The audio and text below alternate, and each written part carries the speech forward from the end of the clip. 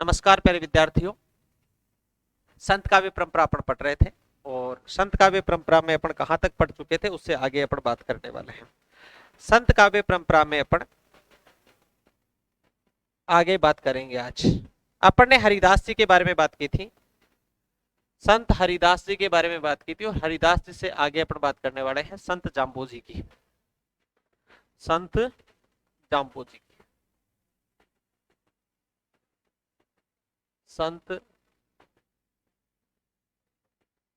जाम्बोजी, इन्हें जम्बेश्वर भी कहा जाता है। जम्बेश्वर, जम्बनाथ भी इन्हें कहा जाता है। और क्या कहा जाता है? जम्बनाथ भी इन्हें कहा जाता है। संत जाम्बोजी का जो जन्म है, जन्म, इनका जन्म 1451 ईस्वी में हुआ था। 1451 ईस्वी में पीपासर नागौर में हुआ। पीपासर नागौर में, पीपासर नागौर में इनका जन्म होता है और इनका निधन 1523 ईस्वी में होता है। निधन, निधन 1533 ईस्वी में। हाँ, हालांकि अब मैं इनको निधन नहीं कहूंगा, इन्होंने का निधन हुआ ही नहीं था, इन्होंने समाधि ली थी, तो अपन समाधि ही कहेंगे यहाँ पर। इनका, इन्होंने क्या ली थी? समाधि। समाधि, और समाधि कब ली थी? 1523 ईस्वी में। और 1523 ईस्वी में कहां ली थी? तो ताबला बीकानेर में इन्होंने समाधि ली थी। ताबला, ताबला बीकानेर में। काफी इंपॉर्टेंट प्रश्न बनेगा यहां से। ताबला बीकानेर में इन्होंने समाधि ली थी।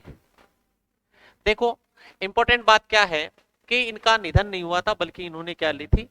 समाधि ली थी। ये संत जाम्बोजी जो है, ये विष्णोई संप्रदाय के प्रवर्तक थे। इन्होंने 20 और 9, विष्णोई यानी 20 और 9 नियम नियत दिए थे, और जिन नियमों की पालना करने वाले थे वो विष्णोई संप्रदाय के अनुयायी बने थे। तो अपनी बात यहाँ पर क्या रही कि ये विष्णोई संप्रदाय के प्रवर्तक थे। विष्णोई संप्रदाय के प्रवर्तक थे। विष्णोई संप्रदाय के ये प्रवर्तक थे। देखो, इंपॉर्टेंट बात ये थी कि ये विष्णोई संप्रदाय क्या था, इसमें ये प्रकृति संरक्षण से संबंधित महत्वपूर्ण इसमें नियम थे।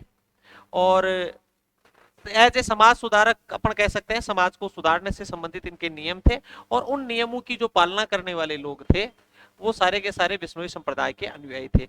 विष्णोई संप्रदाय जो है वो सबसे ज्यादा राजस्थान में ही फैला हुआ है। विष्णोई संप्रदाय के जो अनुयायी है वो राजस्थान में, और राजस्थान में भी मुख्यतः अपन कहेंगे तो फिर दक्षिणी राजस्थान में कहेंगे।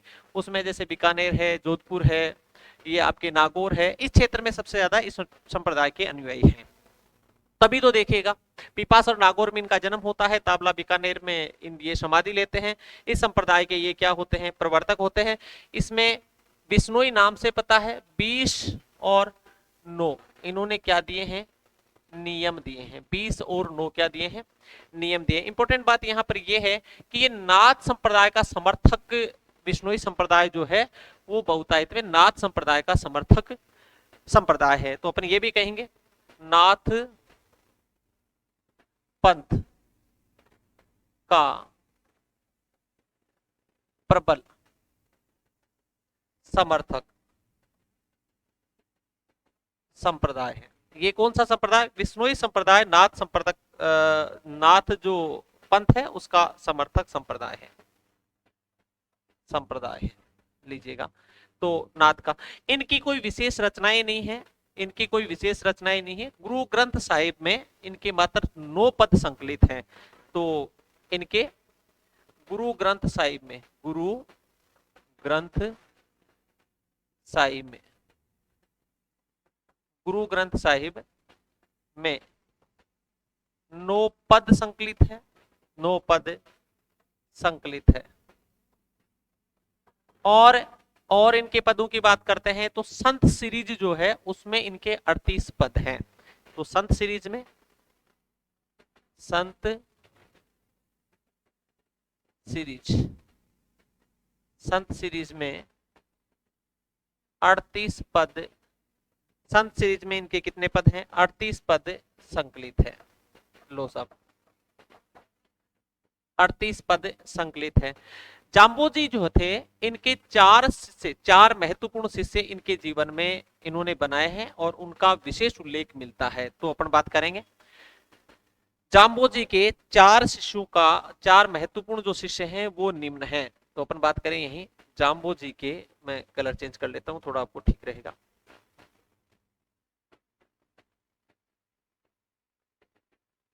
जाम्बोजी, जाम्बोजी के चार प्रमुख शिष्य, चार प्रमुख शिष्य थे जो निम्नानुसार हैं, जो निम्नानुसार है। चार प्रमुख शिष्य थे और वो कौन थे? निम्न थे। कौन कौन थे अगर अपन बात करते हैं तो एक थे दत्तनाथ, एक थे दत्तनाथ, दूसरे थे हावली पावजी, हावली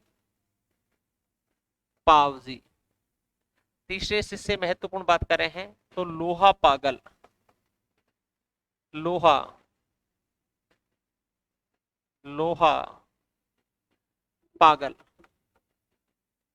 लोहा पागल, और एक है मालदेव, मालदेव, और एक इनके प्रमुख शिष्य कौन हुए? मालदेव इनके प्रमुख शिष्य होते हैं। वैसे सभी संतों की बात करते हैं तो सभी संत जो थे वो हिंदू मुस्लिम एकता के प्रबल समर्थक थे, लेकिन कुछ संत ऐसे हुए हैं जो हिंदू मुस्लिम एकता के ज्यादा ही प्रबल समर्थक हुए हैं, तो ये भी उनमें थे जिन्होंने हिंदू मुस्लिम एकता पर बल दिया है। हिंदू मुस्लिम, हालांकि देखो सांप्रदायिक भावनाएं जो थी वो इनमें नहीं थी, ये सभी संप्रदायों को साथ लेकर के चलने वाले थे। और क्योंकि इन्होंने तो जो 29 20+9 जो नियम दिए हैं, ये सारे के सारे नियम समाज सुधार से संबंधित ही थे, तो इस प्रकृति के जितने भी संत होंगे निश्चित रूप से वो हिंदू मुस्लिम एकता के प्रबल समर्थक रहेंगे। तो ये भी हिंदू मुस्लिम एकता के क्या थे? प्रबल समर्थक थे। अगली बात अगर अपन करते हैं, ये हिंदू ये हिंदू मुस्लिम एकता के प्रबल समर्थक थे। ये हिंदू मुस्लिम एकता के प्रबल समर्थक थे, के एकता के प्रबल समर्थक थे, प्रबल समर्थक थे। ओके, गुड इवनिंग सबको, प्यार भरा नमस्कार। Good evening all of you. ये भी क्या थे? हिंदू मुस्लिम एकता के प्रबल क्या थे? समर्थक थे। इनसे संबंधित अगर अपन एक बात और करते हैं तो ये ईश्वर को जो थे वो विष्णु के नाम से पुकारते थे, अर्थात विष्णु ईश्वर ही है, लेकिन एकेश्वरवाद थे, एक ही ईश्वर में विश्वास करते थे, और जिसको कबीर आदि ने परम ब्रह्म कहा है, परम ब्रह्म कहा। ये भी एक ईश्वर में विश्वास करते थे, मूर्ति पूजा के विरोधी थे, परंतु परंतु जिस ईश्वर की उपासना करते थे, जिसे ईश्वर मानते थे, उसे विष्णु कहकर के पुकारते थे। तो ये थोड़ा सा इनसे संबंधित और एक महत्वपूर्ण तथ्य रहेगा। ये ईश्वर को क्या कहते थे? तो फिर विष्णु कहते थे। ये अपने जम्बूजी थे। कोई विशेष इनमें कुछ भी, परीक्षा का कोई प्रश्न बनने वाला है तो यहां से एक प्रश्न बन सकता है, अगर अपन समझे तो ये एक प्रश्न बन सकता है। और नाथ के प्रबल समर्थक थे, तो यहां से भी कोई महत्वपूर्ण प्रश्न बनता नहीं है। इनकी जो है गुरु ग्रंथ साहिब में कितने पद हैं? तो 9 पद हैं। संत सीरीज में 38 पद संकलित हैं। इनका जन्म जो है वो बीपासर नागौर में हुआ है। समाधि इनकी ताबला बीकानेर में। विष्णोई हाँ, ये थोड़ा इंपॉर्टेंट प्रश्न बनता है, जो इजी प्रश्न है, ये आपने जीके में भी पढ़ रखा है, राजस्थान जीके में भी ये प्रश्न आपका आता है, तो ये कोई विशेष प्रश्न नहीं रह जाता। तो ये अपने जम्बो जी से संबंधित कुछ महत्वपूर्ण बातें थी। आगे चलो बात करते हैं अपन। अब आगे अगले संत के बारे में अपन बात करते हैं, संत सिंगा। अगले संत होते हैं अपने संत सिंगा। संत सिंगा, अपन संत सिंगा की बात करते हैं। संत सिंगा जो थे, इनका जन्म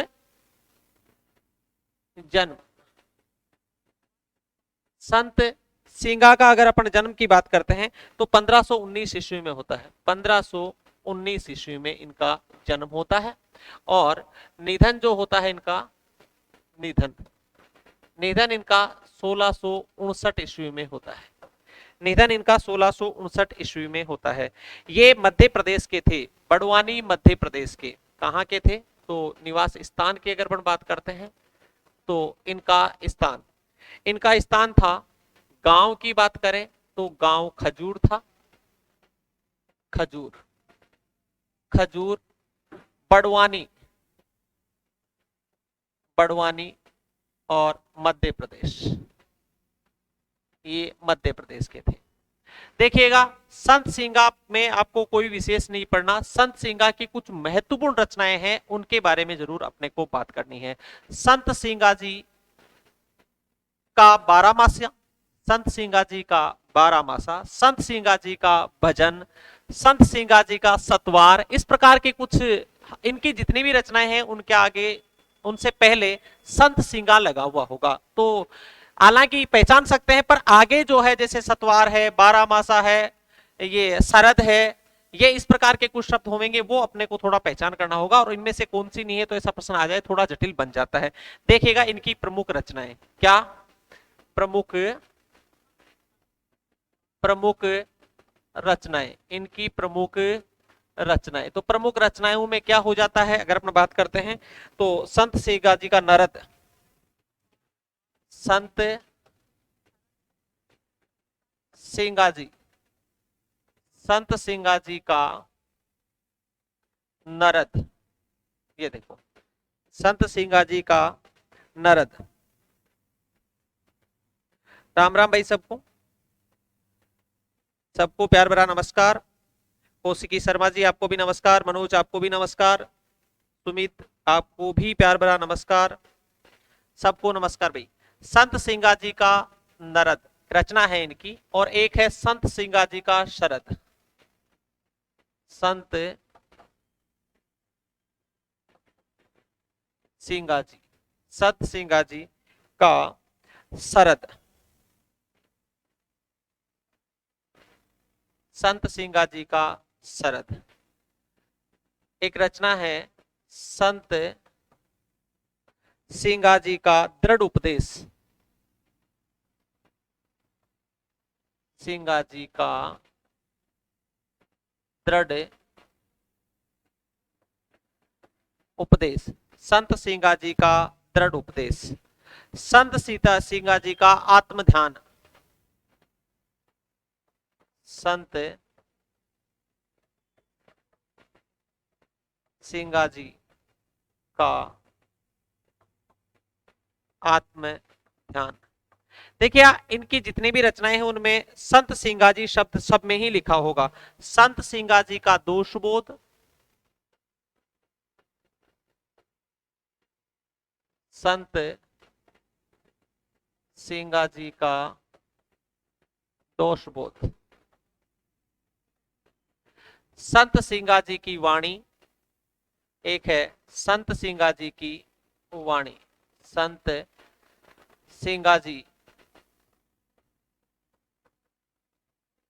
की वाणी, संत सिंगा जी की वाणी। संत सिंगा जी की वाणावली, एक है संत सिंगा जी की वाणावली। संत सिंगा जी का भजन, संत सिंगा जी का भजन, संत सिंगा जी का भजन। संत सिंगा जी की बारहमासी, संत सिंगा जी की 12 मासी। ये इनकी कुछ रचनाएं रह जाएगी। देखिएगा संत सिंगा जी की 12 मासी, संत सिंगा जी का भजन, संत सिंगा जी की वाणी, संत सिंगा जी की वाणावली, संत सिंगा जी का दोष, बोध, संत सिंगा जी का सरद, संत सिंगा जी का नरद, संत सिंगा जी का आत्मध्यान, संत सिंगा जी का दृढ़ उपदेश, ये संत सिंगा जी की कुछ रचनाएं हैं। इनका जन्म 1519 ईस्वी में हुआ, निधन जो है इनका 1659 ईस्वी में। और कहाँ हुआ, तो ये गांव खजूर बड़वानी मध्य प्रदेश में इनका जन्म और निधन की बात करने वाले अपन। तो ये संत सिंगा जी के बारे में अपन ने देखा है। मैं एक बार पहले बैक जाता हूं। अपन ने एक और संत की बात कर चुके हैं अपन, और वो अपने हैं जम्बो जी। जम्बो जी के बारे में भी अपन थोड़ी सी बात करते हैं। देखिए आपको मैं बैक करता हूं। अपन ने पहले पढ़ा संत जम्बो जी के बारे में। जम्बो जी को जम्बेश्वर भी कहते हैं, जम्बनाथ के नाम से भी इन्हें जाना जाता है। जम्बो जम्बो जी जो है, ये इनका जन्म पीपासर नागौर में हुआ है, जन्म 1451 ईस्वी में। और इनका इनका जो समाधि है वो बीकानेर, ताबला बीकानेर में इनकी समाधि 1523 ईस्वी में इन्होंने समाधि ली थी। ये विष्णोई संप्रदाय के प्रवर्तक थे। 20 और 9 इन्होंने नियम दिए थे। 20 और 9 नियमों की जिन्होंने पालना की थी उनको विष्णोई कहा गया है। और वो विष्णोई संप्रदाय के जिन्होंने पालना की वो विष्णोई संप्रदाय के अनुयायी बने और खुद को वो विष्णोई मानने लगे। इनके 4 प्रमुख शिष्यों की बात की है, दत्तनाथ, हावली पावजी और लोहा पागल, और एक इनके मालदेव इनके प्रमुख शिष्य रहे। 4 प्रमुख शिष्य। ये हिंदू मुस्लिम एकता के प्रबल समर्थक थे और ये नाथ पंथ के भी प्रबल समर्थक माने गए हैं। गुरु ग्रंथ साहिब में इनके 9 पद मिले हैं और संत सीरीज में इनके 38 पद हैं, वो संकलित है। ये छोटा सा संत काव्य में जम्बो जी के बारे में थोड़ी सी जानकारी अपने को रखनी थी। और एक अपने संत की बात की थी, वो कौन से है अपने, वो रहे हैं संत सिंगा। तो संत सिंगा के बारे में कोई विशेष कुछ भी नहीं था। अब अपन अलवर के एक संत की बात करेंगे। ये राजस्थान के ही संत, देखो अपने राजस्थान के अभी जम्बो जी के बारे में पढ़ा है। राजस्थान अलवर के संत लालदास की बात करेंगे। लालदास से महत्वपूर्ण बात ये थी कि लालदास जो थे वो अपने अयोग्य शिष्यों के कारण बहुत बार अपमानित हुए थे। ये उनसे जुड़ी हुई एक महत्वपूर्ण बात रहेगी। लालदास जी जो थे अपने अयोग्य शिष्यों के बारे में बहुत बार क्या हुए थे, अपमानित हुए थे। और ये अपने अलवर के ही थे लालदासी। इन्होंने लालदासी संप्रदाय की भी स्थापना की थी। लालदास ने लालदासी संप्रदाय की भी क्या की थी, स्थापना की थी। तो इनके बारे में अपन अब बात करने वाले हैं। चलो आगे बढ़ते हैं लालदास संप्रदाय के बारे में। राम राम भाई सबको। ये पायल चौधरी गुड इवनिंग आपको, गुड इवनिंग। कौशिक जी आपको भी गुड इवनिंग, सबको नमस्कार। चलो बात करें आगे, पढ़ते हैं। तो अब बात करें आगे अपन किसकी, संत लालदास की। ये अलवर के संत हैं, संत लालदास। धोली धूप गांव के ये संत हैं। 1540 ईस्वी में इनका जन्म हुआ था। बात करते हैं लालदास की। लालदास की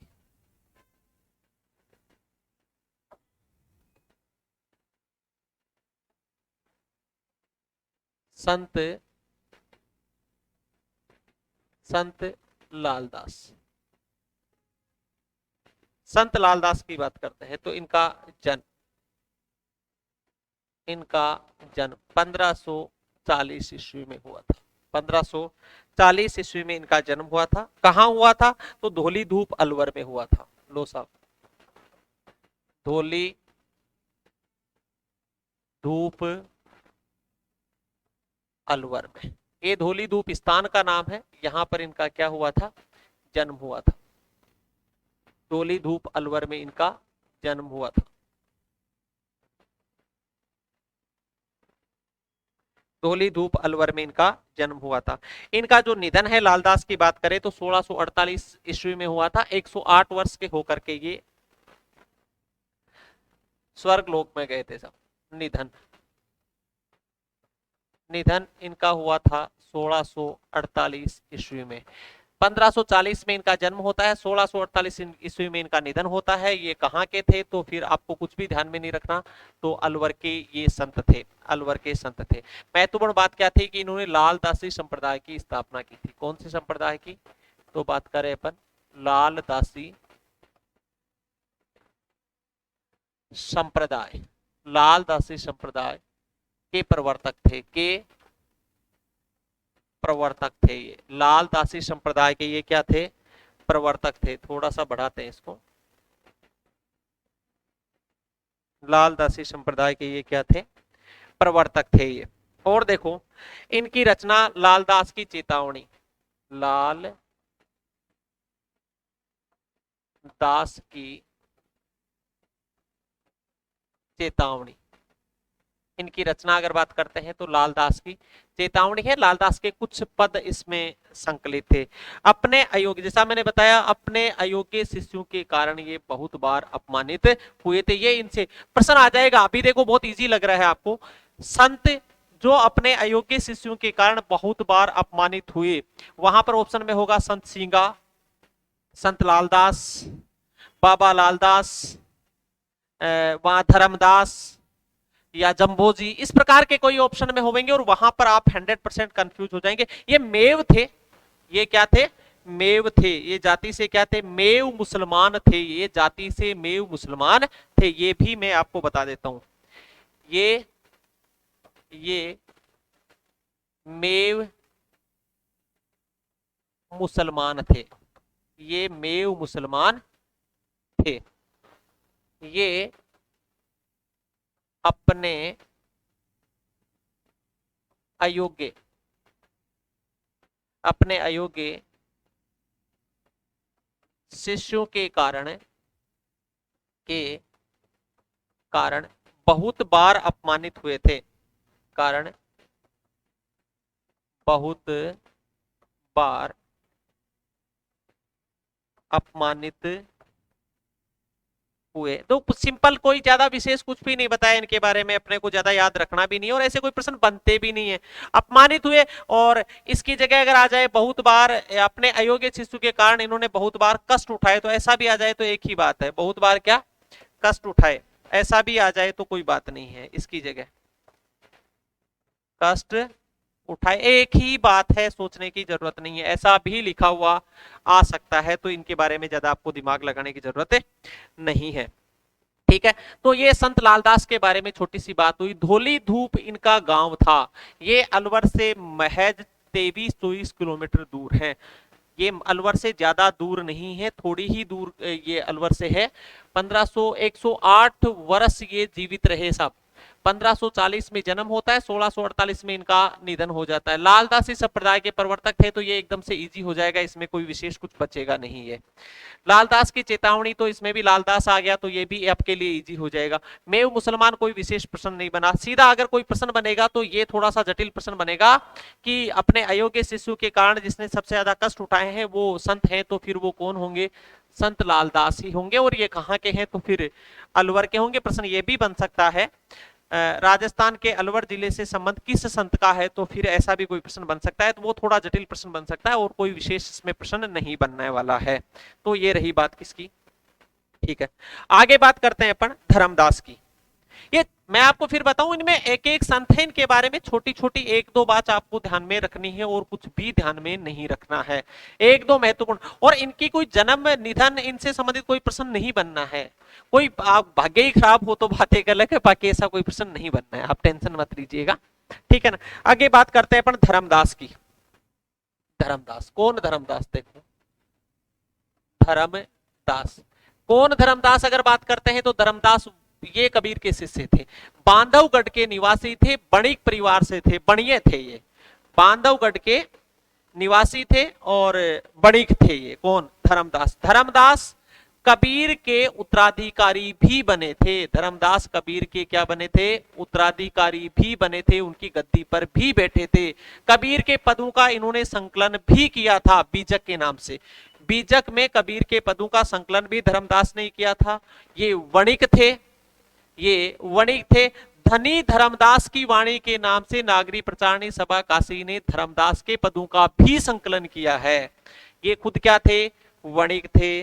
बांधवगढ़ ये निवासी थे और इन्होंने कबीर के पदों का बीजक में संकलन किया था। इनकी वाणियों का संकलन नागरी प्रचारणी सभा काशी ने धनी धनी धर्मदास के नाम से किया था, यानी धनी धर्मदास की वाणी के। तो ये बात अपन लिख लेते हैं, इनको देखिएगा क्या क्या।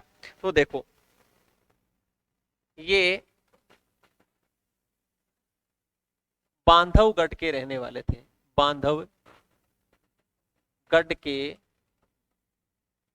निवासी थे, लो, ये वणिक थे, मैंने भी बताया क्या थे, ये वणिक थे, जाति से वणिक थे, ये जाति से वणिक थे, जाति से क्या थे, ये वणिक थे। धर्मदास, धर्मदास कबीरदास के प्रिय शिष्य थे, प्रिय शिष्य थे, शिष्य थे। ये कबीरदास के उत्तराधिकारी भी बने थे, ये कबीरदास के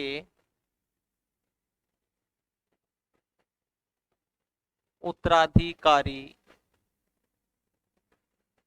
भी बने थे। लो साहब, ये कबीरदास के क्या बने थे, उत्तराधिकारी भी बने थे। धर्मदास, धनी धर्मदास की वाणी, या फिर अपन पहले ये करें, इन्होंने इन्होंने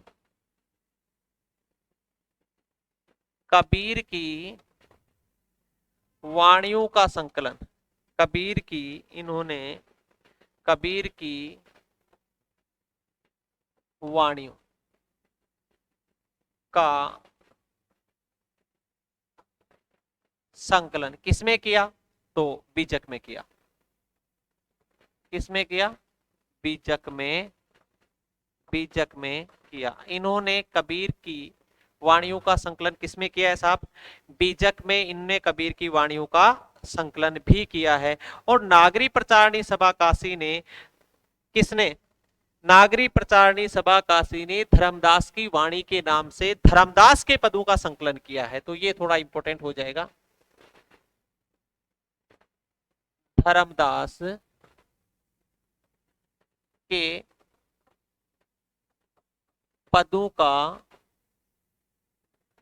संकलन, संकलन नागरी प्रचारिणी, नागरी प्रचारणी सभा काशी सभा काशी ने धनी, धनी धर्मदास की, धनी धर्मदास की वाणी के नाम से किया, धनी धर्मदास की वाणी के नाम से किया। लो साहब, ये थोड़ा इंपॉर्टेंट हो जाएगा अपने लिए। देखो क्या महत्वपूर्ण था धर्मदास में, अरे मैं फिर बता रहा हूं आपको, ये मैं कुछ लिखा ही रहा हूं आपको, ताकि अभी धर्मदास आपको नाम ध्यान में रह जाए, इनके बारे में दो चार बातें पढ़ोगे तो कम से कम आपको वो इंपॉर्टेंट बातें तो ध्यान में रह जाए, इसलिए मैं इतनी डिटेल से आपको बता रहा हूं, वरना आपको कुछ भी याद नहीं रखना। धर्मदास के बारे में इतनी सी बात रहा, धर्मदास कौन, तो आपके दिमाग में एक चीज आनी चाहिए, धर्मदास वो जिसने कबीर की वाणियों का संकलन बीजक में किया था। बस एक ही बात काम की है, कबीर की वाणियों का संकलन बीजक में किसने किया था, तो फिर धर्मदास ने किया था। आपको इससे बढ़कर के कुछ भी याद नहीं रखना, किसमें, धर्मदास में, दिमाग लगाने की कोई जरूरत नहीं है। प्रिय शिष्य थे, अब प्रिय शिष्य थे तभी तो वाणियों का इन्होंने संकलन किया था, एक बात। अगली बात अपने के ये उत्तराधिकारी बने, तो ये प्रिय थे, वाणियों का संकलन किया था, तो ये उत्तराधिकारी भी बने। ये जाति से वणिक थे, कोई नहीं पूछने वाला, कहाँ के थे कोई नहीं पूछने वाला। ये डिटेल से बताने का तात्पर्य मेरा यही था, इतना विस्तार से जब बताऊंगा तो कम से कम काम की एक दो बात होगी, तो वो तो आपके ध्यान में रह जाएगी। तो ये अपने कौन थे, धर्मदास थे। आगे बात करते हैं अपन धर्मदास के बाद बाबा लालदास की बात करते हैं। बाबा लालदास जो थे इनके बारे में भी बात करते हैं थोड़ी, ये पंजाब के बाबा लालदास है। चलो आगे बात करें, बाबा लालदास, चलो बाबा लालदास, ये थोड़ा इंपॉर्टेंट है भाई। ये बाबा देखो, लालदास अलग थे, वो अलवर वाले लालदास हैं, और ये बाबा लालदास है, ये अलवर के नहीं साहब, ये पंजाब के हैं। तो बाबा लालदास, बाबा लालदास, बाबा लालदास को बाबा लाली संप्रदाय का प्रवर्तक माना जाता है। किसका, बाबा लाली संप्रदाय के प्रवर्तक थे। तो यहाँ बाबा शब्द इनके साथ में बहुत इंपॉर्टेंट रह जाएगा। अपने लालदास और बाबा लालदास में बेसिकली यही अंतर रह जाएगा, आपको और कोई कंफ्यूज होने की जरूरत नहीं है। समय इनका 1590 ईस्वी से 1655 ईस्वी, ये इनका जन्म है, ये इनका जन्म है और ये इनका क्या है, निधन है। तो जन्म 1590 ईस्वी और निधन इनका 1655 ईस्वी। कहां हुआ, तो कुसपुर पंजाब में इनका जन्म हुआ, कुसपुर पंजाब में। लो साहब, कुसपुर पंजाब में इनका क्या होता है, जन्म होता है। कौन है ये, बाबा लालदास। इन्होंने किस संप्रदाय की स्थापना की, तो बाबा लालीदास संप्रदाय की इन्होंने क्या की है, स्थापना की है। बाबा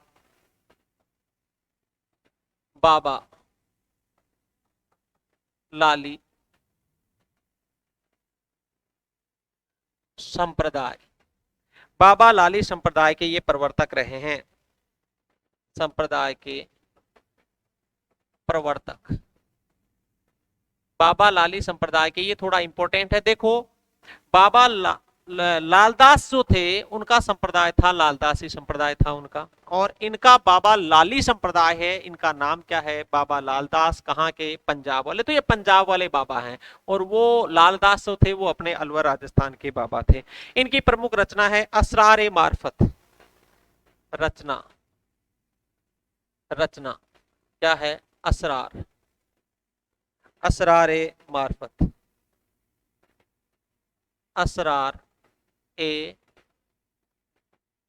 मार्फत, असरार मार्फत इनकी क्या है, रचना है। और माना जाता है कि दारा सिकों से इन्होंने एक धार्मिक वार्तालाप की थी, उसका इसमें क्या है, उल्लेख है। तो ये थोड़ा इंपॉर्टेंट हो जाएगा, क्या, दारा सिको है से धार्मिक वार्तालाप, से धार्मिक वार्तालाप का उल्लेख है। इसमें दारा सिकों से धार्मिक वार्तालाप का क्या है, उल्लेख है। और इनके गुरु जो थे वो चैतन्य स्वामी थे। गुरु इनके कौन थे, बाबा लालदास के गुरु की बात करते हैं, तो इनके गुरु कौन थे, तो वो थे चैतन्य स्वामी। लो साहब, इनके गुरु कौन थे, तो फिर कौन हो जाएंगे, चैतन्य स्वामी। लो साहब, अपन ने बात किसकी कर ली, लालदास की बात कर ली है। और अब छोटे छोटे कुछ संत और रहे, एक दो जिनकी रचना और नाम से आपको ध्यान में रहना चाहिए, तो वो मैं भी आपको लिखा देता हूं, फिर अपन कंप्लीट करते हैं। एक अक्षर अनन्य है, एक संत क्या है, जिनका नाम है अक्षर अनन्य। संत का क्या नाम है, अक्षर अनन्य। जन्म इनका 1633 ईस्वी में हुआ है, 1633 ईस्वी में इनका क्या होता है, जन्म होता है। और कहाँ होता है, अगर अपन बात करते हैं तो वो फिर दतिया रियासत, लिख लीजिएगा यहाँ, दतिया रियासत, दतिया रियासत के सेनपुर गांव, सेनुहरा गांव भी कहते हैं इसको, तो सेनपुर गांव, दतिया रियासत के सेनपुर गांव में इनका जन्म होता है, या वहां के ये रहने वाले थे। और इनके लिए महत्वपूर्ण बात यह है अक्षर अनन्य की। आगे अपन केशव को पढ़ेंगे रीति काल में। और केशव जो थे, केशव के जिनके आश्रित थे, अर्थात केशव के आश्रयदाता जो छत्रपाल थे, वो ओरछा नरेश छत्रपाल जो थे, वो इनके शिष्य माने जाते हैं। ये थोड़ा इंपॉर्टेंट हो जाएगा। अक्षर अनन्य से संबंधित महत्वपूर्ण बात अगर सजे तो वो यही रहेगी, ओरछा नरेश जो छत्रसाल थे वो इनके शिष्य माने जाते हैं। तो ये इंपॉर्टेंट बात हो जाएगी। देखो क्या है, तो वो देखो, ओरछा नरेश छत्रसाल, ओरछा नरेश छत्रसाल, ये छत्रसाल आश्रयदाता थे किसके, केशवदास के। आगे पढ़ेंगे अपन। और पिछली बार ग्रेड फर्स्ट में यहां से प्रश्न भी पूछा गया था। ओरछा नरेश 76 साल बुंदेला अक्षर अनन्य के शिष्य थे। 76 साल अक्षर अनन्य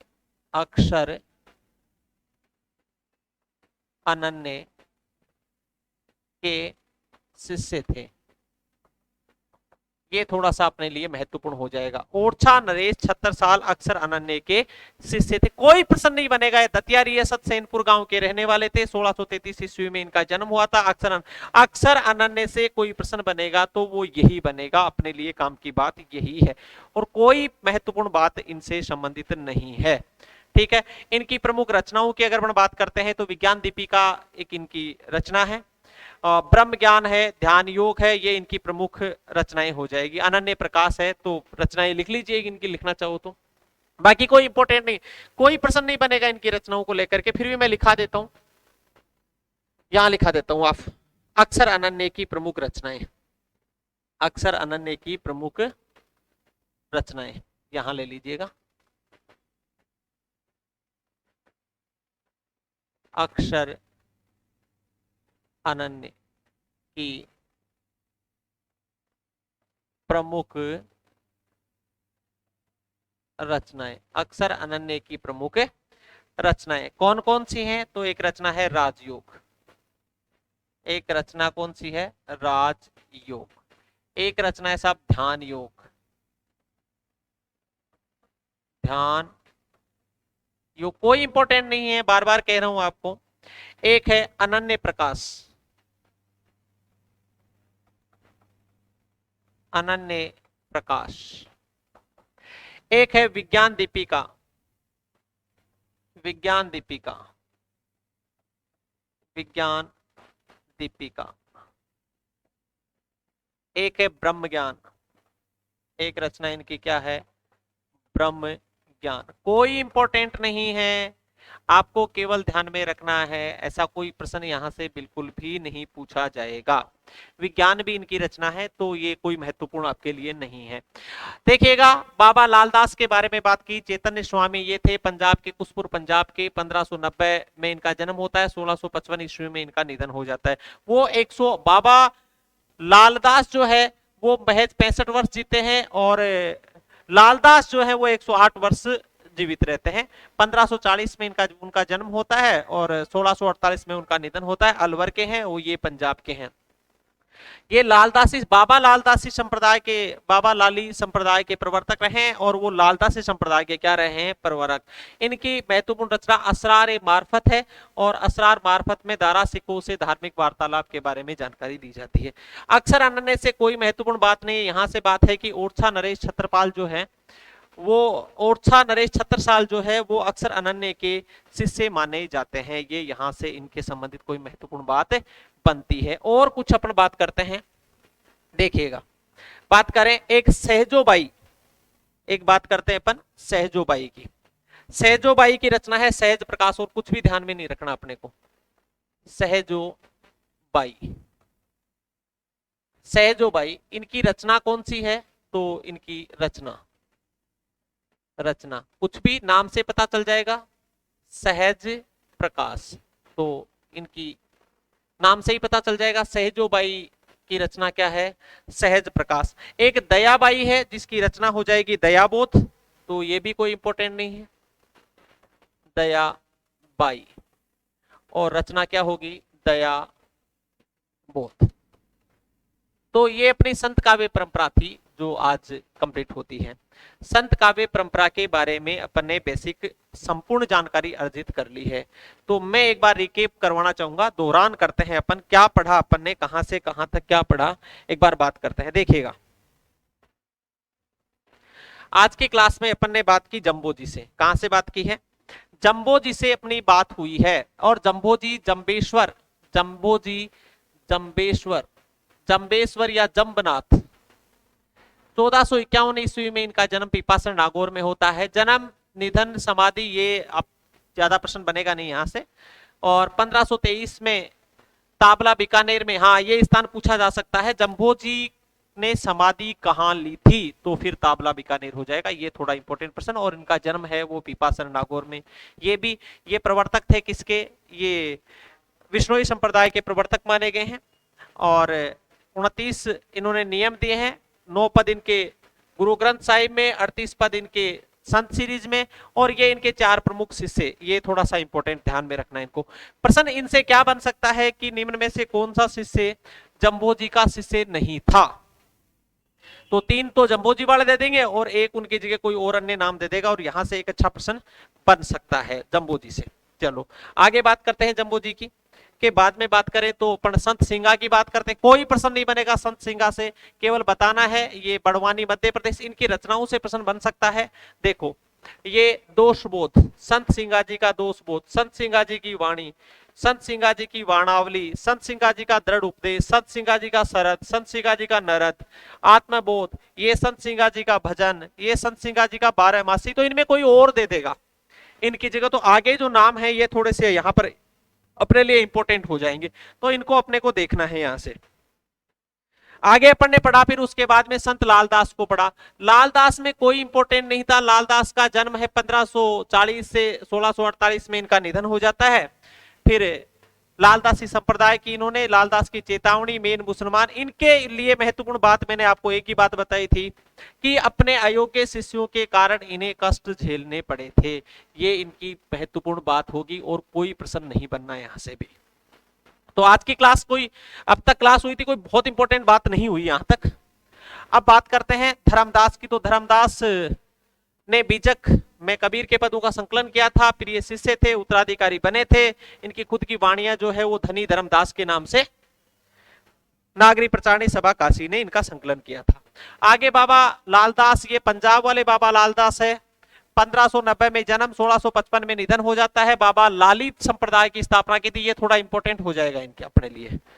असरारे मार्फत किसकी रचना है, तो फिर बाबा लालदास की है। इसमें किसका उल्लेख है, तो दारा सिक्का के धार्मिक वार्तालाप का इसमें क्या हो जाएगा, उल्लेख हो जाएगा। चलो आगे बात करने वाले हैं अपन। हाँ, ये थोड़ा अक्सर अनन्य से संबंधित एक महत्वपूर्ण बात ये हो जाएगी कि ओरछा नरेश 76 साल इनके शिष्य माने जाते हैं। वो आगे चल करके जब अपन केशव को पढ़ेंगे तो वहां पर अपन 76 साल के बारे में खूब पढ़ेंगे, तो वहां जाएंगे तो फिर इंपॉर्टेंट हो जाएगा। और ये सेजो भाई और दयाबोध के बारे में अपन ने बात कर ली। तो ये हुई अपनी संत काव्य परंपरा की क्लास कंप्लीट आज। अब अपन सूफी या प्रेमाश्रयी काव्य को पढ़ने वाले हैं, और वो अपने लिए खूब इंपॉर्टेंट रहेगा। 1 या 2 प्रश्न वहां से हर एग्जाम में पूछा जाता है। इंपॉर्टेंट क्लास होने वाली है। चलो बात करते हैं, उसकी तरफ बढ़ते हैं। अब तक की क्लास से किसी का कोई सवाल हो तो आप मुझे बताइएगा। दीजिएगा भैया, पानी भी पिलाओ।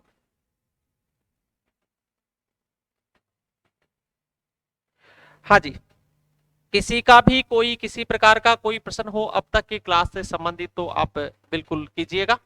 फिर अपन आगे बढ़ते हैं। अभी अपन सूफी काव्य की तरफ बढ़ने वाले हैं। सूफी काव्य परंपरा की तरफ अपन बढ़ने वाले हैं, तो वहां बात करेंगे अपन सूफी काव्य परंपरा की। तो वहां से संबंधित कोई भी आपका कैसा भी सवाल हो तो आप बिल्कुल बताइएगा मुझे, फिर बात करते हैं आगे। सर, संत हरिदास के बाद ये सूफी काव्य धारा की चालू हुई है ना? नहीं नहीं नहीं नहीं, संत हरिदास के बाद में अब तक जो बात हुई है ये सारे संतों की बात हुई है। सूफी काव्य धारा अब शुरू होगी। संत हरिदास के बाद में मैंने आज जम्बो जी को पढ़ाया है। संत हरिदास के बाद में किसको पढ़ाया है? जम्बो जी को पढ़ाया है। जम्बो जी के बाद में लालदास को पढ़ाया है। लालदास के बाद में संत सिंगा को पढ़ाया है। संत सिंगा के बाद में अपनी बात हुई है बाबा लालदास की बात हुई है। उसके बाद में अक्सर अनन्य की बात हुई है, और उसके बाद में अपन ने धर्मदास की बात की है, और एक अपनी बात हुई है किसकी, सहजोबाई और दयाबाई की बात की। ये सारे संत काव्य में ही पढ़े हैं अपन ने। अब पढ़ेंगे अपन किसके बारे में? सूफी काव्य के बारे में पढ़ेंगे। मैंने कल बताया था ना कि कुछ संत अपने और रह गए थे, उनके बारे में बात करनी थी, तो उनके बारे में अपन ने बात की है। अब पढ़ेंगे अपन आगे। अब सूफी तो अब पढ़ने वाले हैं अपन। हाँ, सूफी तो अपन अब पढ़ने वाले हैं, ये थी बात। बिल्कुल, हाँ बिल्कुल बिल्कुल, मैं आपके कमेंट्स देख रहा हूँ। बिल्कुल आपके कमेंट्स में देख रहा हूँ। ठीक है, बिल्कुल बताइएगा आप। और कोई प्रश्न आपका किसी भी प्रकार का? हो तो। चलो मैं पानी पी लेता हूं, फिर अपन आगे बात करने वाले हैं सूफी काव्य को। थोड़ा अच्छा टॉपिक बनेगा। आप ये तो बचे हुए संत पढ़ रहे थे अपन, अब तक तो बचे हुए संतों के बारे में बात कर रहे थे अपन।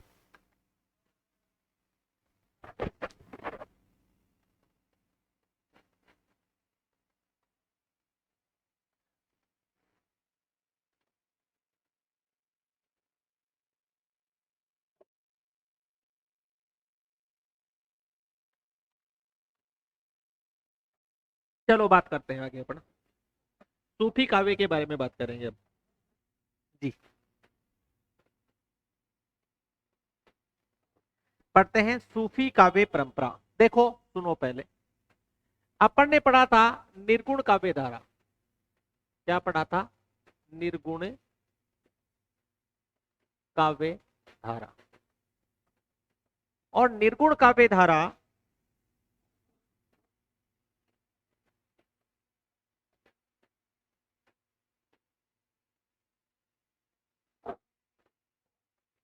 निर्गुण काव्य धारा और निर्गुण काव्य धारा थी, उसके दो भाग थे। एक संत काव्य धारा या संत संप्रदाय, और दूसरी संत काव्य धारा, और दूसरी थी सूफी काव्य धारा। देखो यहां से सूफी काव्य धारा, देखो संत सूफी धारा और ये। अब इस सूफी काव्य धारा को ही क्या कहा गया है? प्रेमाश्रयी काव्य धारा, और इसे कहा गया था ज्ञान मार्गी काव्य धारा। मैंने आपको ये बता चुका हूं ये चीजें, ज्ञान मार्गी काव्य धारा या ज्ञान मार्गी काव्य धारा। अब देखो ज्ञान मार्गी काव्य धारा, ज्ञान मार्गी काव्य धारा। देखो ज्ञान मार्गी काव्य धारा किसने कहा? इसे शुक्ल ने कहा था। और प्रेमाश्रय भी किसने कहा था? शुक्ल ने कहा था। संत काव्य धारा और सूफी काव्य धारा जो है वो रामकुमार वर्मा ने कहा था। तो ये बात तो अपनी हो चुकी है, अपन ये पढ़ चुके। ये दोनों एक ही नाम है, ये दोनों क्या है? एक ही नाम है। आप इसे सूफी काव्य धारा कहो चाहे आप प्रेमाश्रयी काव्य धारा कहो। प्रेमा प्रेमाश्रयी काव्य धारा किसने कहा था? तो फिर वो शुक्ल ने कहा है। किसने कहा है? शुक्ल ने कहा है। और सूफी काव्य धारा इसे किसने कहा है? तो फिर रामकुमार वर्मा ने कहा है। दोनों ही सर्वमान्य मत है, दोनों ही सर्वमान्य मत है। ये सूफी काव्य धारा भी कहते हैं तो प्रेमाश्रय भी कहते हैं। अपन ये नहीं कह सकते कि ये गलत है और ये सही है। तो इसको लेकर के आपको कंफ्यूज होने की कोई जरूरत नहीं है। तो आज अपन पढ़ने वाले हैं क्या? सूफी काव्य धारा या प्रेमाश्रयी काव्य धारा। देखो क्या है, नाम से ही पता चल रहा है। बात करते हैं अपन यहां से, बात करते हैं यहां से। देखो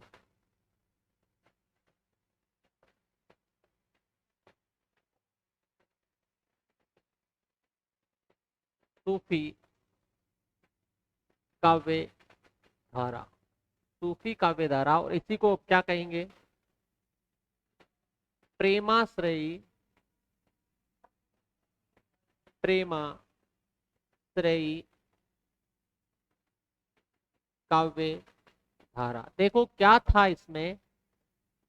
प्रेम को आश्रय, प्रेम को आधार मान करके ईश्वर प्राप्ति का मार्ग अपनाया था। ये देखो ज्ञान मार्गी, ज्ञान मार्गी काव्य धारा में क्या था? ज्ञान मार्गी में ज्ञान को आधार बना करके ईश्वर को प्राप्त करने की बात कही गई है। जबकि प्रेमाश्रयी जो थे इसमें प्रेम को आश्रय बना करके, प्रेम को आधार बना करके ईश्वर प्राप्ति का मार्ग प्रशस्त किया गया है। दोनों में बड़ा अंतर है। ज्ञानाश्रय में ज्ञान को आधार बना करके ईश्वर को प्राप्त करने का आधार माना गया है, और इसमें प्रेमाश्रय में प्रेम को आधार बना करके ईश्वर को प्राप्त करने का या ईश्वर का प्राप्ति का मार्ग प्रशस्त किया गया है। तो अपन पहले बात किसकी कर रहे हैं? पहले बात करते हैं प्रेमाश्रय की। प्रेमाश्रय से आप क्या समझते हैं? तो अपन बात करते हैं परिभाषा की। परिभाषा देखो परिभाषा क्या होगी इसमें?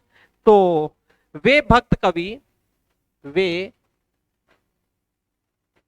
भक्त कवि वे भक्त कवि जिन्होंने प्रेम का आश्रय लेकर, वे भक्त कवि जिन्होंने जिन्होंने प्रेम का आश्रय, जिन्होंने प्रेम का आश्रय लेकर ईश्वर को प्राप्त करने का प्रयास किया, ईश्वर को प्राप्त करने का प्रयास किया, जिन्होंने ईश्वर को प्राप्त करने का प्रयास किया। प्रेमाश्रयी काव्य धारा के कवि उन्हें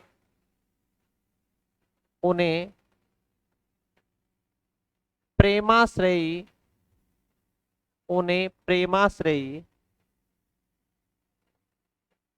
काव्य धारा का कवि माना जाता है, उन्हें प्रेमाश्रयी काव्य धारा का कवि माना जाता है। इस काव्य धारा में अधिकांश कवि सूफी थे। अब देखो, इस काव्य धारा में अधिकांश कवि कैसे थे? इस काव्य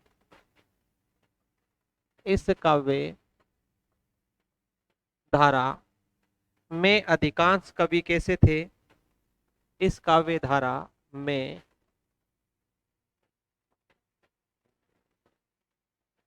अधिकांश कवि सूफी थे। इस काव्य धारा में अधिकांश कवि सूफी थे, इसलिए इसे सूफी काव्य धारा के नाम से जाना जाता है। इसलिए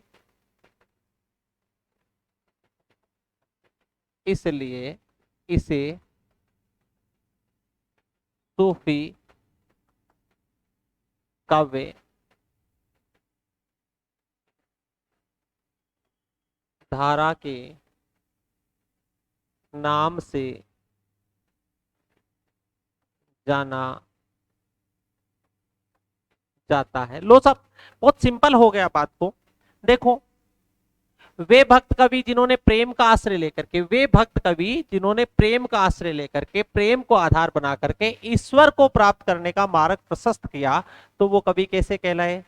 सूफी, ये प्रेमाश्रयी कवि कहलाए, यानी प्रेम का आश्रय लेने वाले कवि कहलाए। वो प्रेमाश्रयी काव्य के कवि कहलाए। वो बात यही थी। और इसलिए इन्हें क्या कहा गया? प्रेमाश्रयी काव्य कहा गया। तो देखिएगा, प्रेम को आश्रय लेकर के ईश्वर प्राप्ति का जिन कवियों ने मार्ग प्रशस्त किया, उन कवियों को प्रेमाश्रयी कवि कहा, और उनके द्वारा रचित काव्य को प्रेमाश्रयी काव्य कहा गया। और ये प्रेमाश्रयी जो काव्य रचना करने वाले जो अधिकतर कवि थे, वो सूफी कवि थे। इसलिए इस काव्य को आचार्य रामचंद्र शुक्ल ने तो क्या कह दिया? प्रेमाश्रयी काव्य कह दिया, और रामकुमार वर्मा ने इसे सूफी काव्य कह दिया। बहुत सिंपल सी बात थी यहाँ की। अब अपने लिए इंपॉर्टेंट बात यह है कि सर, ये जो सूफी कवि हुए हैं, ये सूफी कवि कौन से कवि रहे हैं, इनसे हम क्या समझे, किस प्रकार के कवियों को हम सूफी कवि समझे, तो ये थोड़ा अपने लिए थोड़ा इंपॉर्टेंट हो जाएगा। कैसे कवियों को अपन सूफी कवि समझे, तो ये इसको समझना अपने लिए थोड़ा इंपॉर्टेंट है। हाँ, ये संत काव्य धारा, हाँ बिल्कुल बिल्कुल बिल्कुल। बंटी, गुड इवनिंग भैया आपको भी। चलो बात करते हैं आगे। हाँ, कोशिका आपको समझ में आ गई बेटा, कोई दिक्कत नहीं है। बात क्या चल रही थी? तो अपन बात कर रहे थे इसकी सूफी काव्य धारा और प्रेमाश्रयी काव्य धारा की बात कर रहे थे। अब अपने लिए इंपॉर्टेंट है कि सूफी से हम क्या समझे, ये सूफी क्या है। तो देखो, सूफी शब्द की उत्पत्ति है वो अलग अलग विद्वानों ने अलग अलग शब्द से मानी है। सब से भी मानी है, सफा से भी मानी है, और सोफिया से भी मानी है।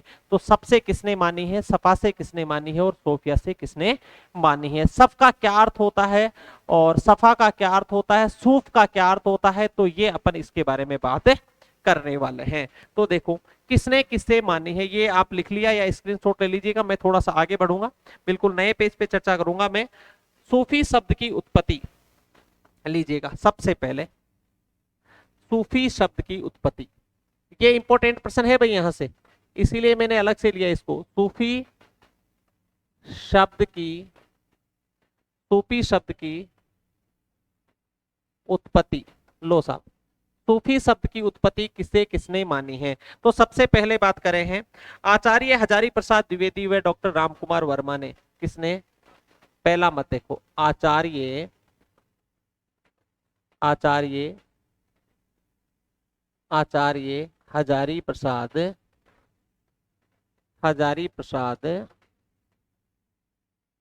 द्विवेदी, आचार्य हजारी प्रसाद द्विवेदी व डॉक्टर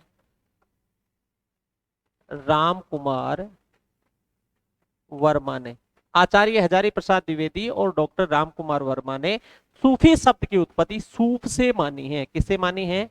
सूफ से मानी है। लो साहब, किसे मानी है? सूफ से मानी है। ये सूफ, और सूफ का अर्थ होता है धागा या ऊन। ये थोड़ा इंपॉर्टेंट हो जाएगा, ऊन या फिर क्या? धागा, ऊन या धागा। किसने मानी है? आचार्य रामचंद्र या आचार्य हजारी प्रसाद द्विवेदी और डॉक्टर रामकुमार वर्मा ने किससे मानी है? तो वो सूप से मानी है, ऊन या। अब देखो इसमें क्या होता है, यहाँ तात्पर्य क्या सर, ऊन से क्या संबंध हुआ? सूफी शब्द का ऊन से क्या तात्पर्य? देखो ऊन पवित्र होती है, ऊन एकदम सफेद होती है, उसमें कोई विकार नहीं माना जाता है।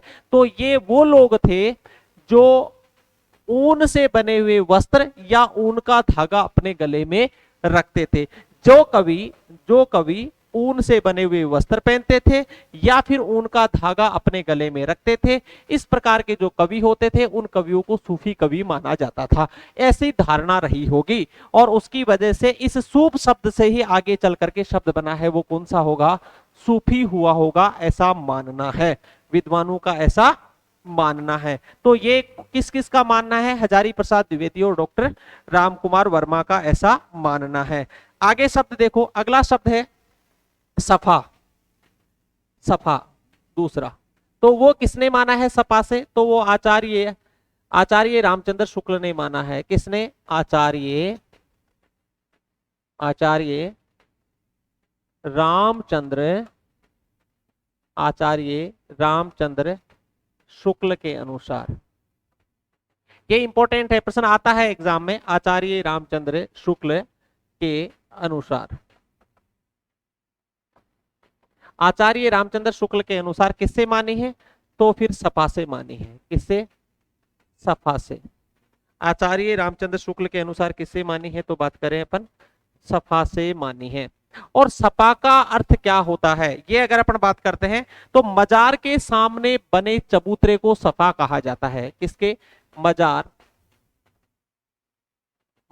के सामने, ये भी बताने वाला हूं मैं, मजार के सामने बने चबूतरा, मजार के सामने बना क्या? चबूतरा। क्या था ये? देखो इसके बारे में थोड़ी सी बात करते हैं अपन।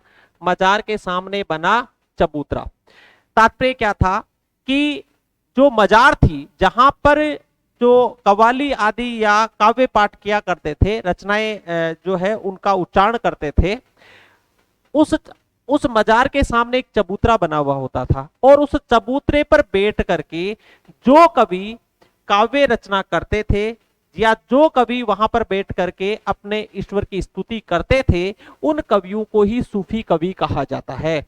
तो इस चबूतरे पर जो बैठ करके काम करते थे, सपातो किसको कहा?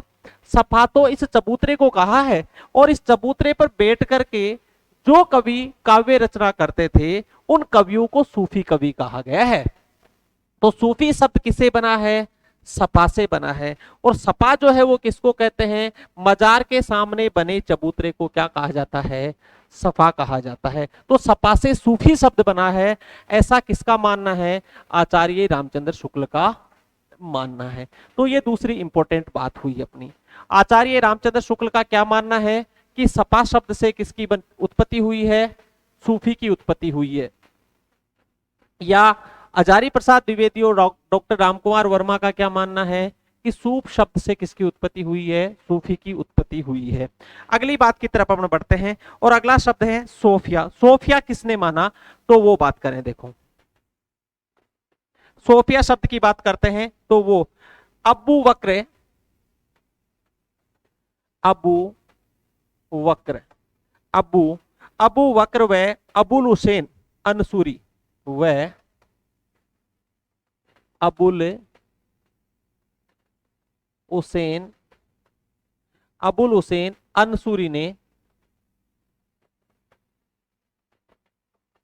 अंसूरी ने सूफी शब्द की उत्पत्ति, सूफी शब्द की उत्पत्ति सोफिया से मानी है। किससे मानी है? सोफिया से मानी है। लो साहब, सोफिया से मानी है। और सोफिया का अर्थ होता है क्या? सोफिया सोफिया सोफिया का अर्थ क्या होता है? सोफिया का अर्थ होता है पवित्र। क्या होता है? पवित्र। सोफिया का अर्थ क्या होता है? पवित्र होता है, ऐसा मानना है किसका?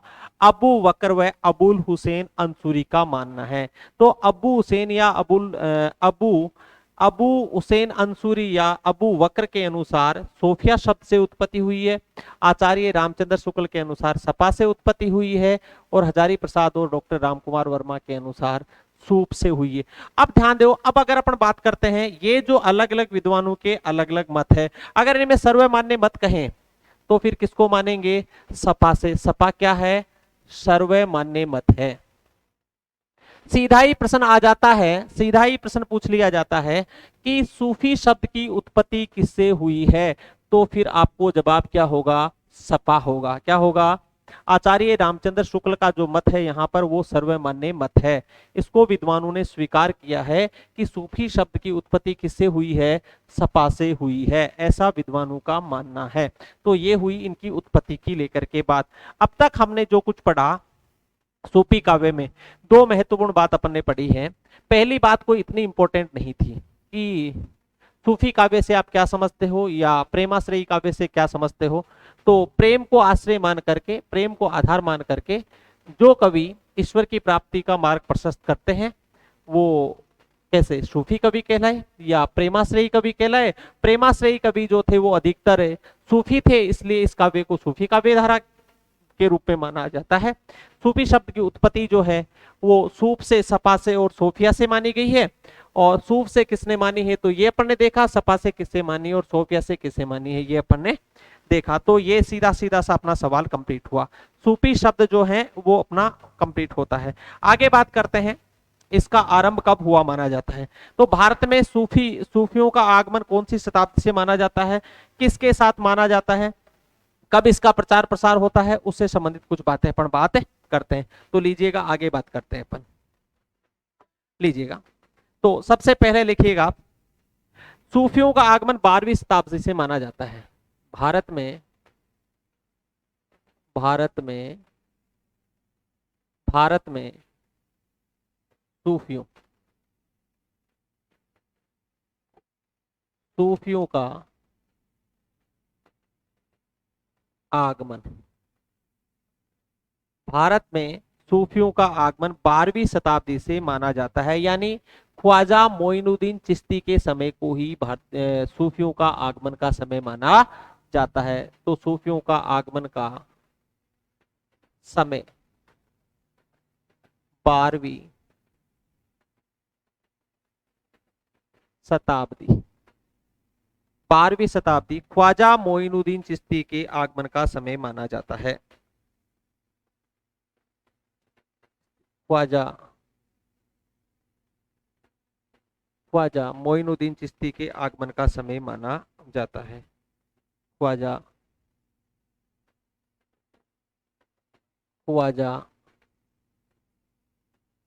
मोइनुद्दीन ख्वाजा मोइनुद्दीन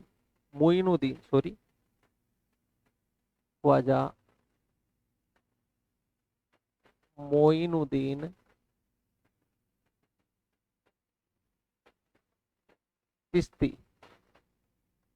ख्वाजा मोइनुद्दीन चिश्ती के समय को, ख्वाजा मोइनुद्दीन चिश्ती के समय को ही इनके आगमन का आरंभिक समय माना जाता है। चिश्ती के समय को ही इनके आगमन का समय माना जाता है। तो दोनों बातें हो गई। अगर समय की बात करते हैं तो कौन सी शताब्दी हो गया, बात करते हैं तो 12वीं शताब्दी हो गया, और किसके समय की बात करते हैं तो ख्वाजा मोइनुद्दीन चिश्ती के समय की बात करते हैं। फारसी में इसे तसव्वुफ कहा जाता है, इनके आगमन का समय माना जाता है कि ख्वाजा मोइनुद्दीन चिश्ती के समय, ख्वाजा मोइनुद्दीन चिश्ती के समय को ही इनके आगमन का समय माना जाता है, समय माना जाता है। ये थोड़ी कुछ इंपॉर्टेंट बातें हैं जो मैं लिखा रहा हूं आपको। देखो, सूफी को फारसी में क्या कहा जाता, तो देखो सूफियों को फारसी में तसव्वुफ कहा जाता है। तो देखियो, सूफियों को फारसी में तसव्वुफ कहा जाता है। क्या कहा जाता है? तसव्वुफ कहा जाता है। फारसी में तसव्वुफ कहा, फारसी में क्या कहा जाता है? तसव्वुफ। और जिसका अर्थ इस तसव्वुफ का अर्थ पवित्र आत्माएं माना जाता है। तसव्वुफ का अर्थ क्या माना जाता है? तसव्वुफ का अर्थ क्या माना जाएगा? अर्थ पवित्र आत्माएं माना जाएगा। क्या माना जाता है? इसका अर्थ जो है वो पवित्र आत्माएं माना जाता है। इस्लाम में सूफी विचारधारा का जो प्रादुर्भाव है वो शरीयत से हुआ माना जाता है। शरीयत का अर्थ कर्मकांड होता है। तो ये थोड़ी सी इंपॉर्टेंट बात है। ये देखो, इस्लाम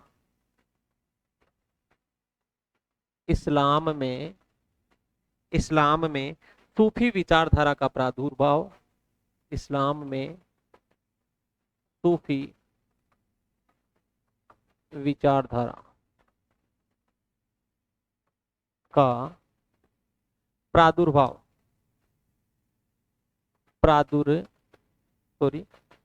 सूफी विचारधारा का प्रादुर्भाव शरीयत से हुआ माना जाता है। किसे? शरीयत से। बात करूंगा ये क्या है?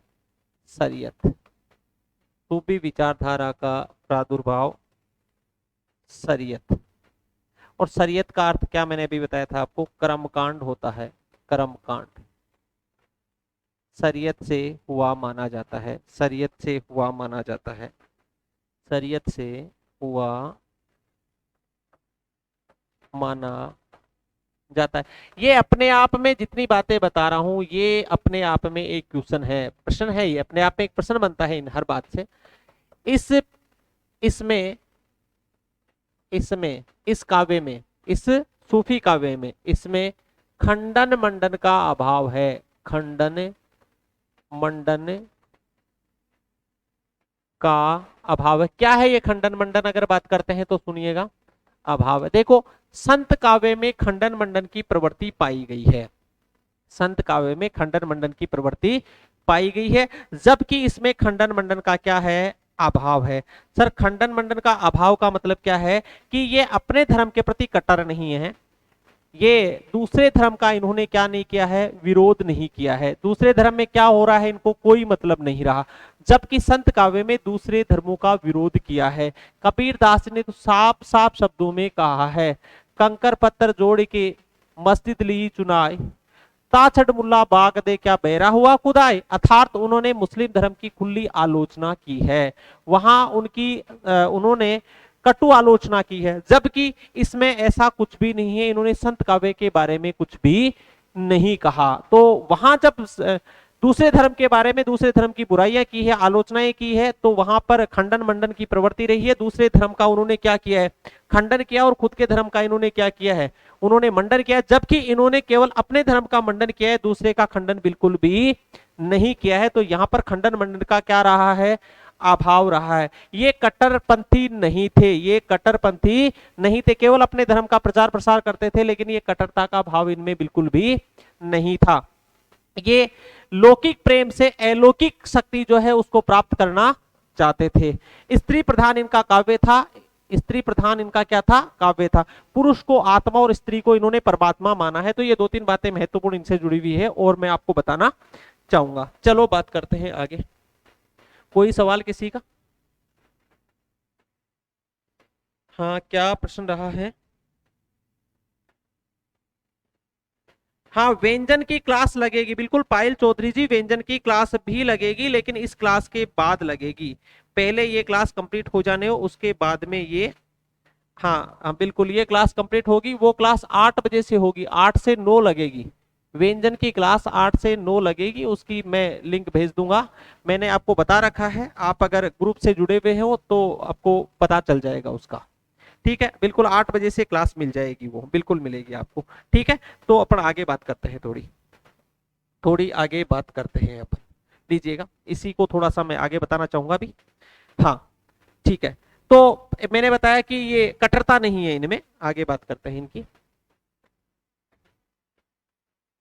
इनमें इनमें कट्टरता नहीं है, इनमें कट्टरता नहीं है। तो ये इनकी महत्वपूर्ण बात, ये विशेषताएं हैं सूफी काव्य की। क्या है? ये विशेषताएं हैं। देखो, मैंने सूफी काव्य की विशेषताएं बताई। खंडन मंडन का क्या रहा है, अभाव रहा है। इसका प्रादुर्भाव जो है वो शरीयत से माना गया है। सूफी में को फारसी में क्या कहा जाता है, तस्वूफ कहा जाता है, जिसका अर्थ होता है पवित्र आत्मा। ये सारी की सारी इस काव्य की क्या रही है, विशेषताएं। इसमें क्या नहीं है, कट्टरता नहीं है। ये लौकिक प्रेम से अलौकिक अर्थात ईश्वर की प्राप्ति इनका क्या रहा है, आधार रहा है। तो ये बात महत्वपूर्ण रहेगी। लौकिक प्रेम के माध्यम से इन्होंने क्या किया है, लौकिक प्रेम, लौकिक प्रेम के लौकिक प्रेम के माध्यम से अलौकिक प्रेम को प्राप्त करने की चेष्टा की गई है। के माध्यम से अलौकिक अलौकिक प्रेम, अलौकिक प्रेम को प्राप्त करने की चेष्टा की गई है। करने की क्या की है, चेष्टा की है। देखो, लौकिक प्रेम और अलौकिक प्रेम में एक अंतर है। ये देखो, ये है इश्क मजाजी। ये लौकिक प्रेम को क्या कहा है, इश्क मजाजी कहा है, इश्क मजाजी। और अलौकिक प्रेम जो होता है, इसको इश्क हकीकी कहा है। इसको क्या कहा है, इश्क हकीकी। ये थोड़ा, ये शब्द अपने आप में आ सकता है। अलौकिक की जगह क्या आ सकता है, इश्क हकीकी आ सकता है, और लौकिक की जगह क्या आ सकता है, इश्क मजाजी आ सकता है। अर्थात इश्क मजाजी के माध्यम से इश्क हकीकी को प्राप्त करने की इसमें इन्होंने चेष्टा की है। तो ये इश्क मजाजी क्या हो जाएगा, लौकिक प्रेम हो जाएगा, और इश्क हकीकी क्या हो जाएगा, अलौकिक प्रेम हो जाएगा। इसकी प्राप्ति को इन्होंने क्या किया है, आधार किया है। मैंने कहा था कि नायिका प्रधान काव्य रहा है इनका। तो ये इनका काव्य कैसा रहा है, नायिका प्रधान काव्य रहा है। नायिका प्रधान काव्य, प्रधान काव्य, नायिका प्रधान काव्य रहा है। और नायिका प्रधान में जैसे हंसावली है, मृगावती है, पद्मावत है, आगे पढ़ेंगे अपन, तो उनकी प्रधानता रही है। क्या, हंसावली, हंसावली है, हंसावली है, मृगावती है, ये नायिका प्रधान रहे। पद्मावत है, ये भी नायिका प्रधान है। तो इनका काव्य कैसा रहा है, नायिका प्रधान इनका क्या रहा है, काव्य रहा है। तो ये थोड़ा सा अपने को ध्यान में रखना है। ये नायिका प्रधान इनका क्या रहा है, काव्य रहा है। ये हंसावली, हंसावली है, मृगावती है, पद्मावती। इन काव्य से अपन समझ सकते हैं सत्यवती कथा है। तो इन सब में ही प्रधान कौन रहा है, नायिका ही प्रधान रही है। तो नायिका प्रधान रही है, इसका मतलब है काव्य कैसा हो गया, नायिका प्रधान रहा। मैंने आपको कहा था कि इन्होंने इन्होंने पुरुष को आत्मा और नारी को, स्त्री को परमात्मा माना है। अर्थात आत्मा का परमात्मा से मिलन होने का इसमें बोध किया गया है। तो ये भी इंपॉर्टेंट बात हो जाएगी इस काव्य में। इस काव्य में पुरुष क्या है, पुरुष आत्मा तथा, पुरुष इसमें क्या है, आत्मा, तथा स्त्री क्या हो जाएगी, परमात्मा हो जाएगी, तथा स्त्री, स्त्री परमात्मा। इस काव्य में पुरुष आत्मा और स्त्री को परमात्मा, स्त्री परमात्मा मानी गई है, मानी गई है, मानी गई है। देखो अब अगर अपन बात करते हैं इसमें, तो इसमें जो रचनाएं अगर अपन पढ़ेंगे, जिन रचनाओं को अपन जानेंगे, तो रचनाएं तो अधिकतर जो हैं, उन रचनाओं का कथानक तो अधिकतर हिंदू हैं और इनके कवि जो हैं वो मुसलमान रहे हैं।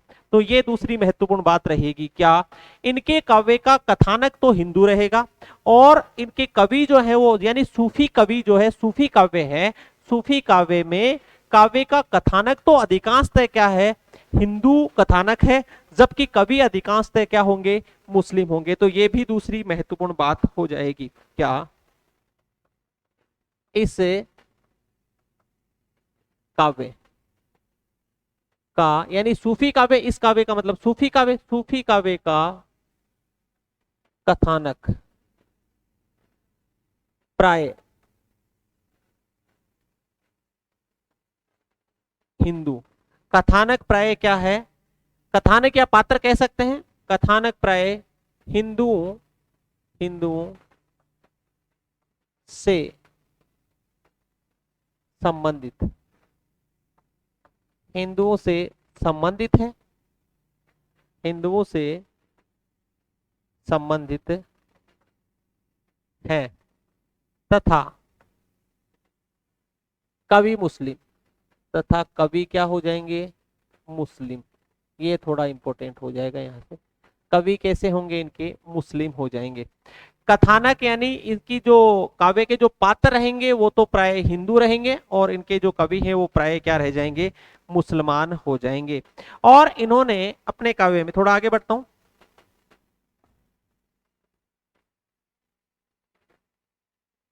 काव्य रचना के अंत में, काव्य रचना के अंत में प्राय, प्रायवती का प्रयोग है, किसका है, प्रायवती का प्रयोग,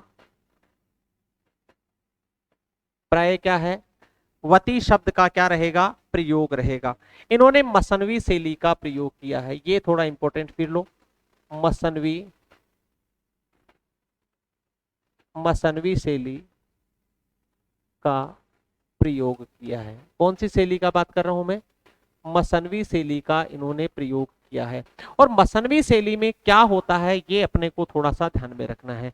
मसनवी शैली में क्या किया जाता है कि सबसे पहले अपने ईश्वर की आराधना की जाती है, सबसे पहले ईश्वर की आराधना, उसके बाद में गुरु की आराधना की जाती है और फिर उसके बाद में अपने साहे वक्त की आराधना की जाती है। यानी उस समय जो बादशाह होता है, तात्कालिक समय में जो बादशाह होता है, उस बादशाह की स्तुति की जाती है, अर्थात उसका यशोगान किया जाता है। तो ये मसनवी शैली में होता है।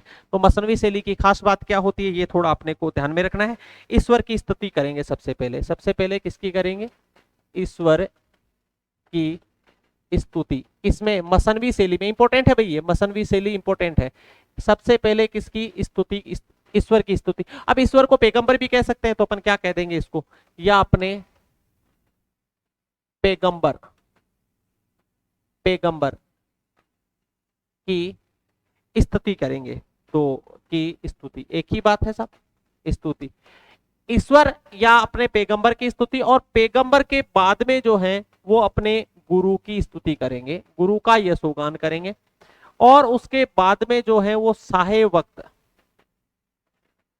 साहे वक्त, उसके बाद में कौन, जो साहे वक्त है उस साहे वक्त की स्तुति करेंगे, उनका साहे वक्त का यशोगान, ये लो साहब, साहे वक्त का यशोगान करेंगे। उन्हें तात्कालिक समय में जो शासक रहेगा उस शासक का भी उसमें गुणगान करना होगा। ये शैली कौन सी होगी, मसनवी शैली। इंपॉर्टेंट है, ये महत्वपूर्ण में से एक है। कौन से काव्य में सबसे पहले मसनवी शैली का प्रयोग सूफी काव्य में ही किया गया है? ये और मसनवी शैली में क्या होता है? तो मसनवी शैली में अपने ईश्वर का गुणगान होगा, ईश्वर की स्तुति होगी, और उसके बाद में अपने गुरु की स्तुति होगी, और उसके बाद में साहे वक्त की प्रशंसा में 2 पंक्तियां लिखनी होगी। तो ये मसनवी शैली है। एक मसनवी शैली और एक कड़वक शैली का भी इसमें प्रयोग हुआ है। कड़वक शैली का, कड़वक,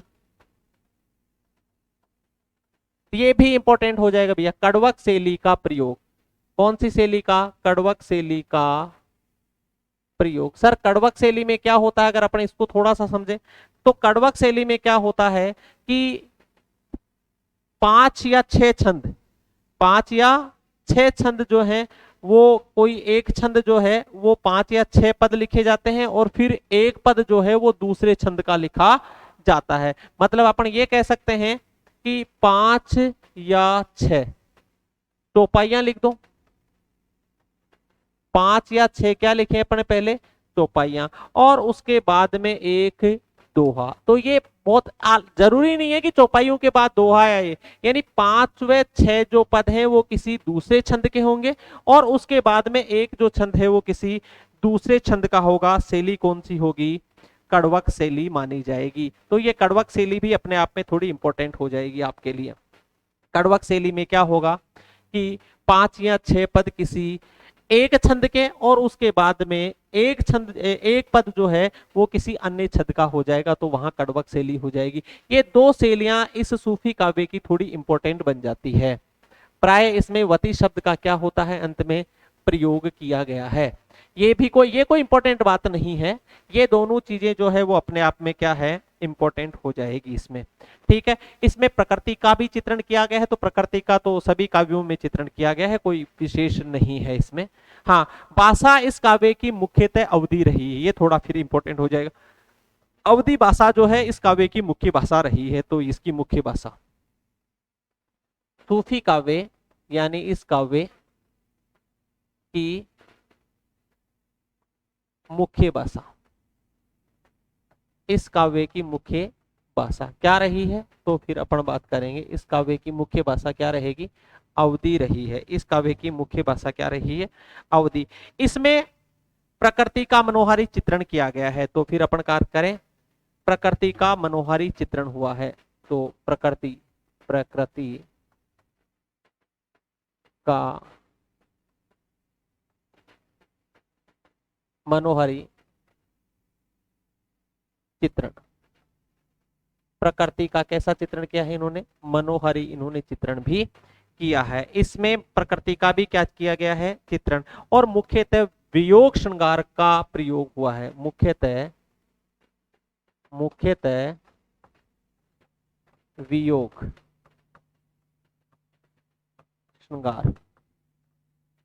श्रृंगार का प्रयोग किया गया है। लो साहब, वियोग श्रृंगार का मुख्यतः क्या हुआ है? प्रयोग हुआ है। ये मुख्य विशेषताएं अपन ने इस काव्य की जानी है। कौन से काव्य की? सूफी काव्य की प्रमुख विशेषताएं अपन ने जानी है। थोड़ा मैं एक बार रिपीट करना चाहूंगा।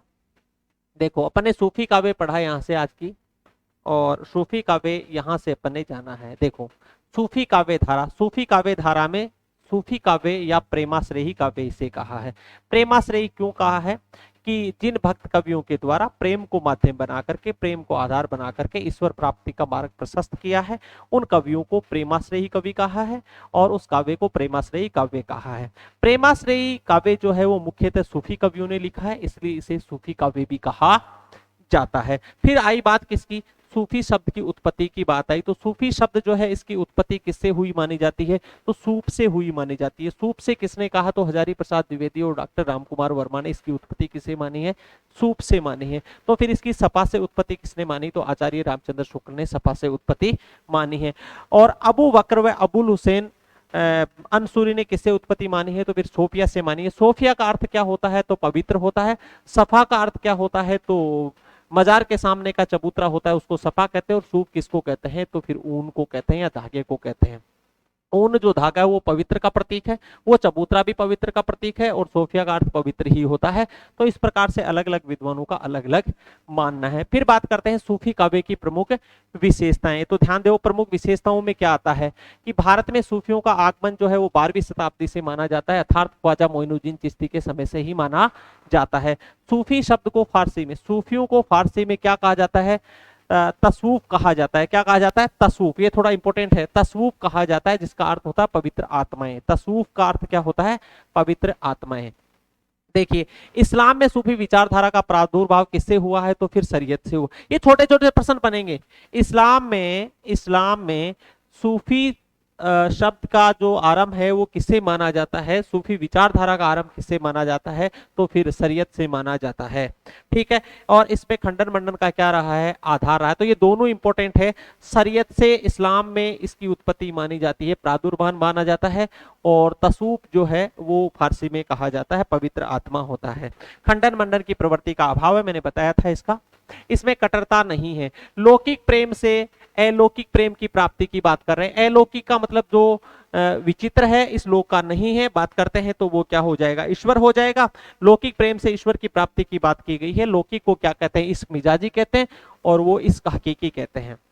नायिका प्रधान काव्य है। पुरुष को आत्मा और नारी को क्या बताया गया है? परमात्मा। तो आत्मा का परमात्मा से इसमें मिलन की बात कही गई है। इस काव्य का कथानक प्राय हिंदू जो हैं वो पात्र रहे हैं, और इसमें कवि मुख्यतः क्या रहे हैं? मुसलमान कवि रहे हैं। चलो बात करते हैं आगे। काव्य रचना के अंत में प्राय वती शब्द का प्रयोग मिलता है आपको। मसनवी शैली इसमें, और मसनवी शैली में क्या होता है कि ईश्वर की स्तुति होती है, फिर गुरु का, और फिर साये वक्त का यशोगान किया जाता है। कड़वक शैली का भी इसमें प्रयोग हुआ है। कड़वक शैली का मतलब 5 या 6 चौपाइयां होगी, उसके बाद में एक दोहा होगा। शैली कौन सी होगी? कड़वक होगी। इस काव्य की मुख्य भाषा क्या रही है? तो फिर वो अवधी रही है, और प्रकृति का मनोहर इसमें चित्रण किया गया है। तो ये महत्वपूर्ण क्या रही है? बातें। तो आज अपन ने लगभग बातें सूफी काव्य के बारे में, सूफी काव्य की विशेषताएं, कुछ संत कवि अपन ने पढ़े हैं। अब हम 8 बजे मिलेंगे, ठीक 8 बजे व्याकरण की क्लास में मिलेंगे, और कल की क्लास फिर इंपॉर्टेंट रह जाएगी, क्योंकि कल अपन, हालांकि इसमें अभी बहुत कुछ बाकी है। प्रथम सूफी काव्य परंपरा की पहली रचना कौन सी मानी गई है? तो अलग अलग विद्वानों ने किसको माना है, और इसकी सूफी काव्य में अवस्थाएं कौन कौन सी रही है, तो वो अवस्थाएं भी अपने को पढ़नी है। और इसके अलग अलग संप्रदाय हैं, तो वो अलग अलग संप्रदायों को पढ़ना है। तो हालांकि इसमें अभी बहुत कुछ रह गया है, पढ़ेंगे लेकिन कल की क्लास में। आज इतना ही, धन्यवाद। कोई सवाल किसी का हो तो वो बताइएगा। बिल्कुल। ग्रामर की क्लास, उसकी ग्रामर की क्लास अभी होगी, बिल्कुल होगी ग्रामर की क्लास। हाँ, ग्रामर की क्लास अभी होगी, 8 बजे से होगी पर वो। और एक क्लास और शुरू करनी थी मुझे, काव्य शास्त्र की क्लास शुरू करनी थी, और वो मैं आज नहीं कर पाया। बाकी कल उस पर प्लान करते हैं, देखें। ठीक है, तो मिलेंगे अभी 8 बजे आप सभी को। धन्यवाद। जय हिंद, जय भारत, जय अरविंद।